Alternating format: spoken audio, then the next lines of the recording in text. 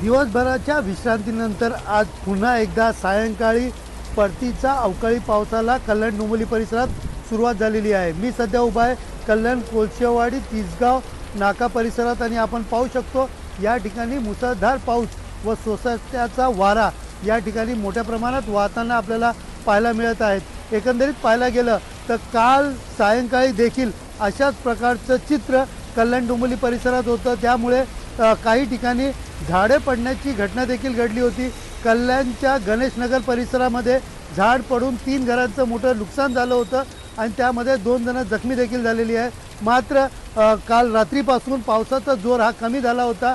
मात्र आता पाहिलं तर सायंकाळच्या नंतर पुन्हा एकदा कल्याण डोंबिवली परिसरामध्ये पावसाचा जोर हा वाढताना पाहायला मिळत आहे। एकंदरीत सकाळपासूनच ढगाळ वातावरण असलं तरी आत्ताची जी परिस्थिती पाहिली तर या परिस्थितीमध्ये पावसाचा जोर हा वाढलेला पाहायला मिळत आहे आणि त्याचबरोबर सोसाट्याचा वारा हा देखील मोठ्या प्रमाणात या ठिकाणी वाहताना दिसत आहेत। एकंदरीत वाहन चालक असतील किंवा नागरिक असतील यांना या सोसाट्याचा वारा व मुसळधार पावसाचा सामना करत आपल्या घरी परतावे लागत आहे।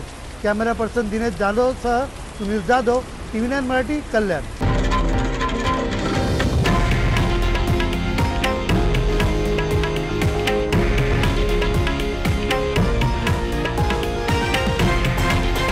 हे आहे देशातील नंबर 1 न्यूज नेटवर्क आणि आपण पाहत आहात TV9 मराठी, एकमेव।